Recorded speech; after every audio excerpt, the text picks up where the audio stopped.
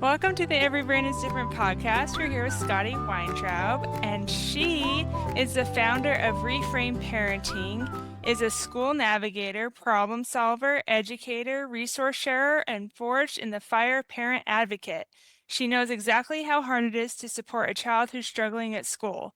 Parenting her own two teens has taught her about unexpected things like anxiety, ADHD, and learning disabilities, and the exhausting process of advocating with schools. She launched Reframe Parenting to share her hard-won successes and strategies to save other parents time and heartache. Welcome to the show, Scotty. We're so excited to have you. Thanks so much for having me.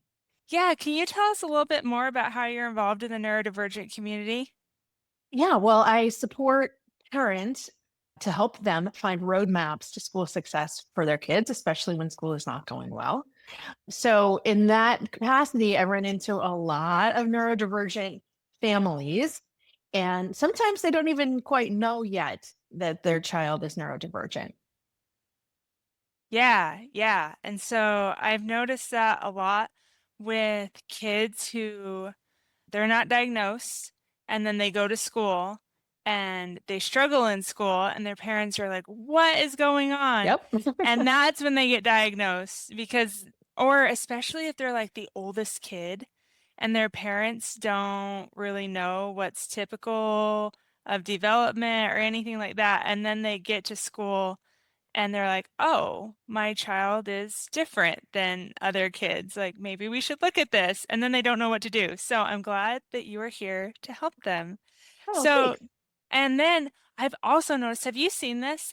I have seen twins, different sets of twins, and then one twin is more developmentally delayed than the other one. So they think that the first twin is fine or like typically developing, and then they get to school and they're like, "Oh, they are having a hard time too. It's just not as hard of a time as their brother or their sister." Yes, right. Well, So, sometimes not even just with twins, but with siblings, it can be hard to gauge like what is neurotypical, what is not neurotypical. And I also find that as you go through school, as the academics start getting more intense in the upper elementary grades, is when things can start really going sideways.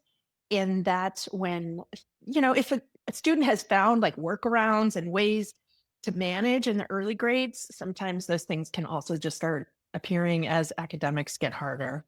yeah, for sure. It's like how all like the millennial women I feel like right now that are getting diagnosed with ADHD, myself included, we have had our coping skills our whole life, and then something happens and those coping skills go out the window and we're like, "What do we do now?" And Yeah. so I feel like everyone's getting diagnosed with ADHD. Not everyone, but people are getting diagnosed in their Mhm. 80 in their 30s because all their coping skills that they've built up their whole life just went out the window. And so that's how kids can be in school where they think they're doing Yes. fine, and then all of a sudden something changes or there's a new expectation on them, and then all of a sudden their coping skills are not what they need to be, and so that's when they need help. Yes. So Absolutely. so what can parents do if their child is struggling in school? What do you recommend that they do? Well, the first thing I recommend is to start paying attention. And it can sometimes look like you're starting to get those emails or those phone calls that something's gone wrong at school or there's a problem. And sometimes you can get that kind of feedback that tells you, like, oh, I do need to pay attention to this. And sometimes it's just like listening to your gut. Like something doesn't feel like it's going as well as it should be. Something feels harder for my child than it should be. But just really starting to pay attention, and that doesn't mean you need to know exactly what to do because it can feel like very much frustrating and discombobulating to not know. I don't know what to do with this information. It's okay not to know, but paying attention is the first step. And Yeah. not the opposite of that is just putting your head down and pretending it doesn't exist. And that's not going to do anybody any favors. Yeah, for sure. I would also add to that that if your child is coming home every day after school and having a meltdown when they get home, that's not a reflection on your parenting. That's probably because they're having a hard time in school. and then they finally get home to a safe place, and that's when they can let everything out. I think it's funny when my sister used to come home and she would have a meltdown every day after school. She'd just be really grumpy. And my mom said, "What is your problem?" And I can be grumpy at school or I can be grumpy at home. What do you want from me? Because I have to put up with people all day long. What do you want from me? I can't hold it together all day long. And Oh, so, well, I'm so glad yeah, she had the wherewithal to know like that yeah, was what was happening for her. But I think a yeah, lot of kids, they don't understand it, yeah, yeah, right? They've been holding it in, but not in a conscious way necessarily. And then it just all goes sideways when you get home. And I think you're right that pointing out that piece that it's not about the parents, it's not about your parenting. It's just that they've run it to the end of their patience and ability to cope. yeah, yeah. It's like in episode 95, we talked about sensory processing. And Mhm. if a kid has all their sensory stimuli coming in all day long, and then they're overwhelmed by it, and they've been masking and holding it together, it is not a reflection on your parenting if they come home and they have a meltdown. Yes. Well, I Because, will go yeah. one step further and say your child's struggles at school are also not a reflection of your parenting. Oh, for sure. Yes, but this one's Yes. hard for people. It's hard, especially if you happen to have been a good student or had an easy time in school. It can be really hard to not see that as a reflection of something that you have done or haven't done. And that somehow, I think also a lot of cultural pressure around school and grades, and people like to be proud of their kids, which is amazing. But to assume then that the opposite of that, that when the kid is struggling in school is a reflection on you, is just so hard for people. Yeah, I struggled with that when my son was in first grade. He had such a hard year that year because he was going through some medical issues that we didn't know about. And it just came out at school that he wouldn't listen, he wouldn't do what he was asked, he would cause disruptions. And I was like, well, they think it's bad parenting. The teacher has to think that it's because of my parenting. And it wasn't because of my parenting, it's because he was having migraines every day. No Oh, wonder why he was acting out because he didn't feel good. And so right. that is so hard though, because that whole year until we figured out what was going on, I was like, they think that I am a terrible parent. They think that I don't parent my child appropriately, that I'm like an absent parent or whatever. But then I even said my other son got that teacher like 2 years later, and he was a perfect angel. And I said, at least they know it's not my parenting. And that probably wasn't fair to my oldest, but I did say that. But yeah, I totally understand about that because it is hard to feel judged when your kid is acting out for one reason or another at school. Yeah, and I don't recommend reading online comments about these kinds of situations because they always go to that place of the parent needs to pay more attention or needs to be a better parent or punish or insert the piece when what we're really not paying attention to is what is behind the behavior. And your example is so beautiful that when you figured out what the real problem was, then you could solve that. You could work on that.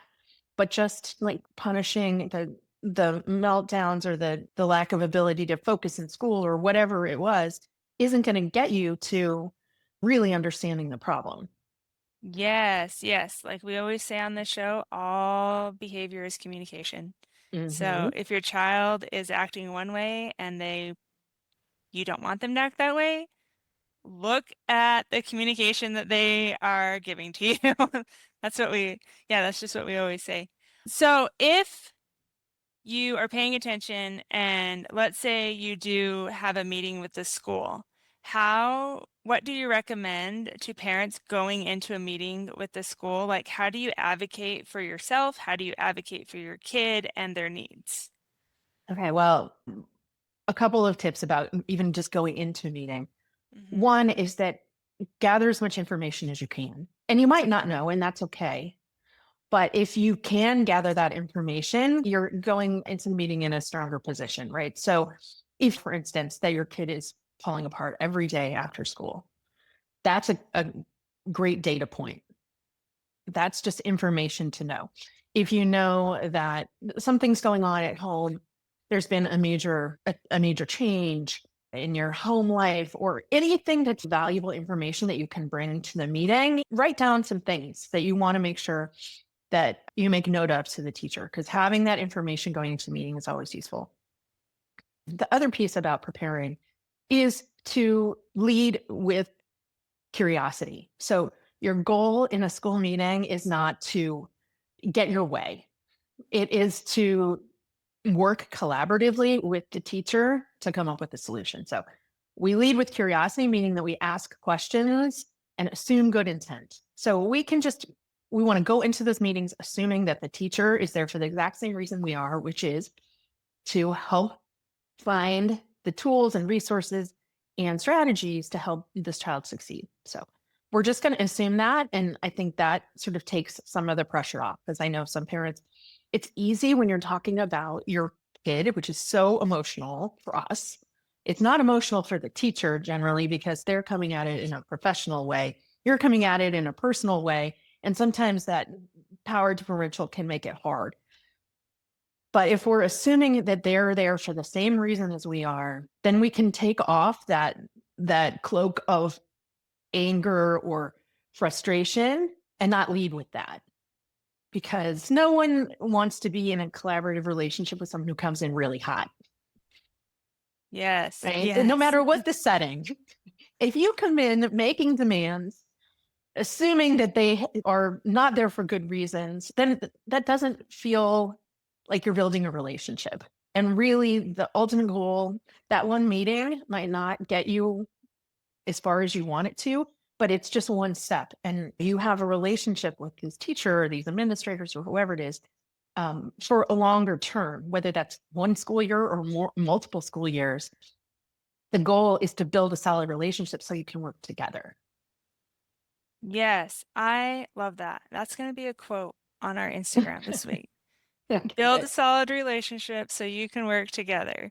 Because if your kid's in kindergarten and they're going to be in the same school till fifth grade, that's a lot of Well years said. that you have to work with that administration. Yes. So be And collaborative. Yeah. be collaborative as much as you can, not just for the sake of the child, because they're the ones who have to be in the school setting, right? But also for your sake. And it's so much easier to work with people and have them be open to trying things when they feel supported and they feel like you're there to be collaborative instead of combative or confrontational. And I talk with parents a lot who they don't want to be seen as that parent. Hmm. There's a lot of fear around being labeled as the difficult, the pushy, the one who's making unreasonable demands. But one way to assure that you're not those things is to lead with that curiosity. So you're just asking questions, right? What are you seeing in the classroom? Here's what I'm seeing at home. What are you seeing? That Yeah. builds connection.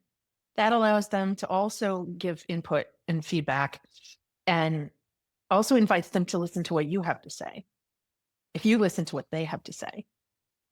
Yeah. Yeah. I remember a meeting that I had last year for my son, and he was having a hard time with his teacher. They just did not have matching, like, they just didn't get along, and it was no one's fault. They're just like different temperaments and whatever.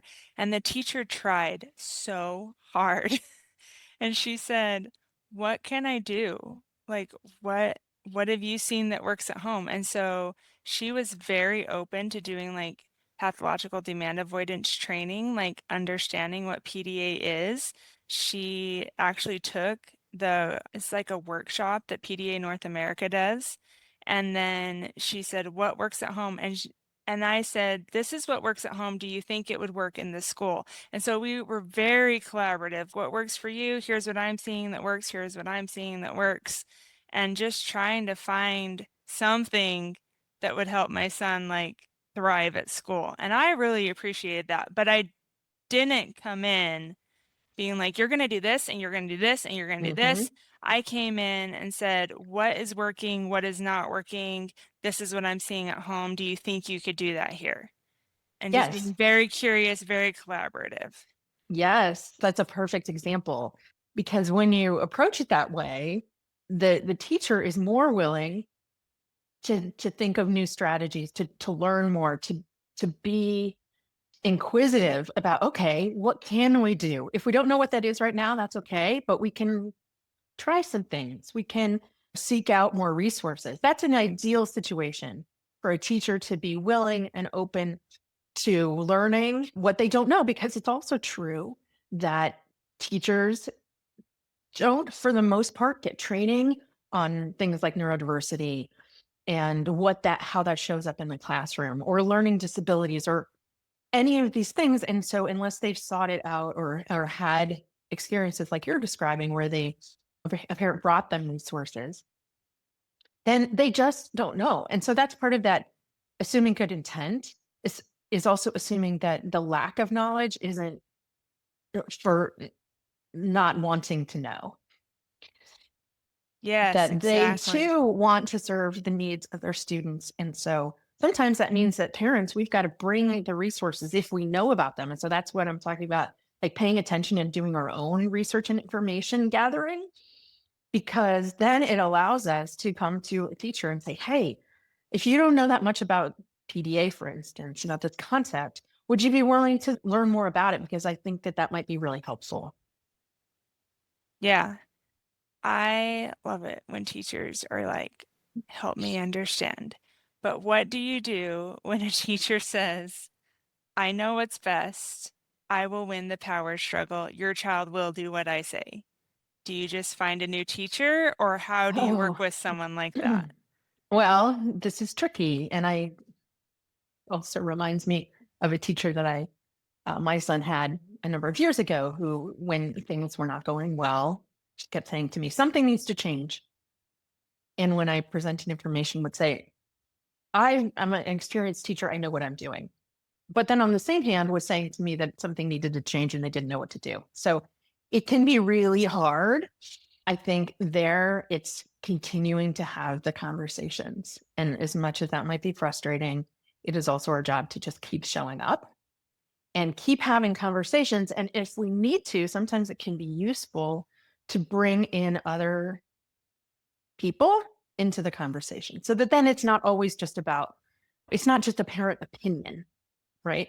It's not just that I think my child needs special treatment. That's where, if you have the information, for instance, that they have ADHD, then we can bring in, sometimes the school counselor might have more information. And then we're talking about a peer to peer conversation, which is sometimes much easier for teachers to feel less threatened by, to have a conversation with one of their peers instead of feeling like it's coming just from a parent.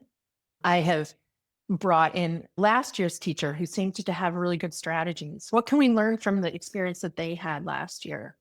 How can that be also useful? How can we bring in other voices? So to take some of that pressure off of just it being just the parent and the teacher can also be sometimes helpful. Yeah, for sure. And even bringing in, like, I've gotten to IEP meetings with some of my clients just to have another professional come in and say, hey, this is what I'm seeing on music therapy or behavioral therapy. Or my kid's occupational therapist actually offered to go into a meeting to talk about what she's seeing in occupational therapy and what works for her, how to get the kids to do what they need to do. And so, yeah, I think that is a great suggestion, just bringing in other people. I know when we have our IEP meetings, there is the counselors there, the principal or vice principal. Sometimes the school psychologist is there if there's any occupational therapists or speech therapists that are working with my kids. And I love that all those people are there so they can all give their different views of what my son is doing in there with them. Hmm. And so, yeah, and it does, you're right. It is easier for teachers to talk to a peer than just maybe having a parent go in there being like, you're not doing this and you're not doing this and you need to do this. And then they just dismiss the parent as being I don't want to say crazy, but kind of, Pushy or demanding pushy. or anything. Yeah. Yeah, that parent. Parent. And it's easy to do that if the parent comes in and just flies off the handle. And so, yes, that is awesome. Thank you for those suggestions. I love them. They are so good. And the next question that we have is, do you have any resources that either you make or that you would recommend for parents? Well, with regards to what I do have some resources on my website. Which is just reframeparenting.com. I have a blog, which has lots of, I think, pretty useful information there.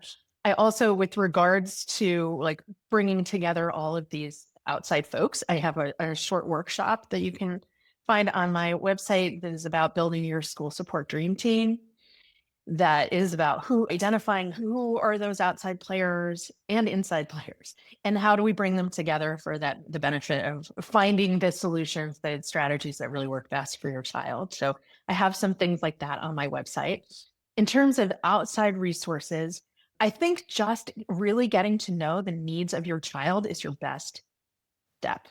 The more you can both reflect, talk to last year's teachers, talk to your private practitioners about what are the strategies that you feel like would be the best fit for my unique child. Because it's also true that every kid with ADHD, for instance, doesn't need the same strategy.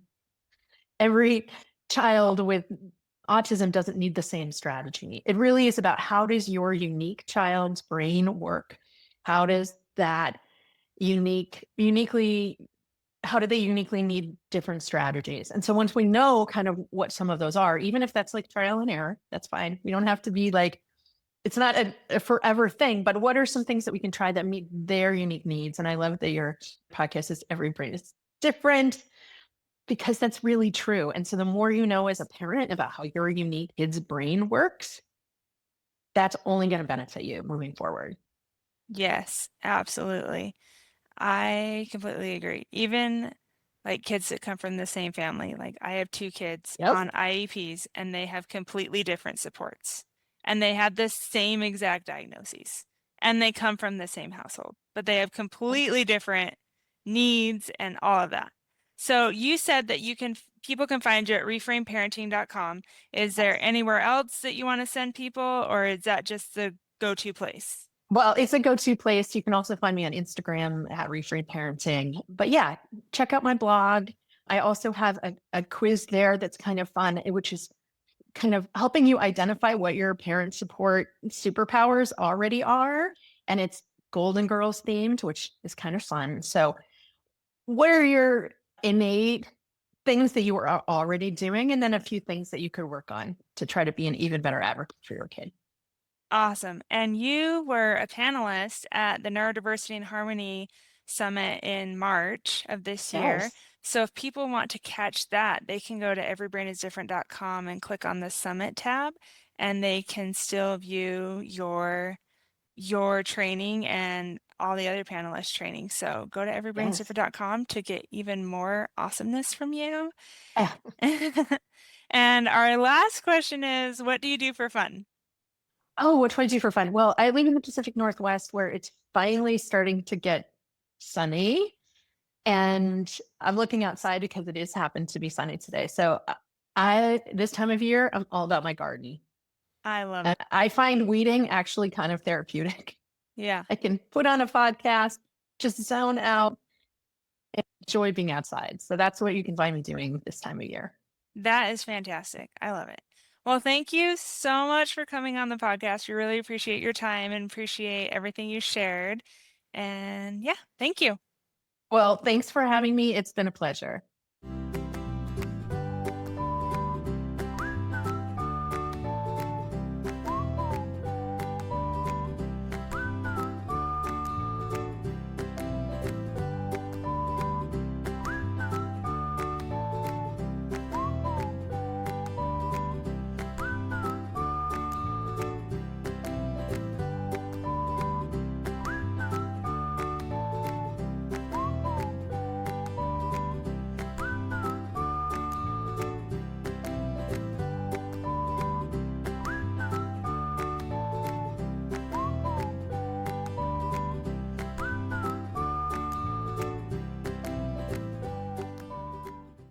Well, Lauren, what did you think? What were the highlights? I think that was a great conversation, but a really important one. I love her advice of one, pay attention, really important. That's how we build curiosity and find information and all of that. And then sharing that information with everyone that works with your kid, not just teachers. We always say we don't know what we don't know. The teachers don't know what they don't know. And so sharing that information, sharing resources. You mentioned sharing the PDA workshops and stuff like that. I think that's great if you have stuff. And then that collaboration is so important. You're not going to get anything done if you can't collaborate. Like it's always going to be like an us versus them. And again, for the parent, it's more personal. For them, it's professional, and you have to have that collaboration. But I also want to say to remember, especially if they're able to, don't forget to collaborate with your kid and let them be a part of the conversation. Because sometimes we're making choices and sometimes we think we know best and we don't ask. And so make sure we're doing that in the mix of all these things, or when we're prepping for these IEP meetings and stuff like that. And then I really love getting other professionals involved. If you can get the speech therapist or whoever is working with your kids in that meeting as well, or to write a letter or something, I don't know. I think the more info, the more collaboration, the more perspectives from the teachers working on different things and what you might be as a parent versus the speech therapist is working on speech and things like that. And so it's different environments, different reactions. And so that collaboration of everyone coming together is always going to be better, in my opinion. And so I really love that. And then the other thing you guys kind of touched on in the beginning is these struggles are not a reflection of you guys as parents. And I think it's a good reminder, they're your kid, they're not you. And to kind of remember that. So if you did well or whatever, you had different struggles or stuff, like you're not the same people completely. And to remember that as well. And to, again, give yourself grace. Yeah, that So, is such a good insight to remember that your kid is not you. yeah. And I struggle with that because I don't understand why my kids struggle in school because I never did. And so I Yeah. just don't get it.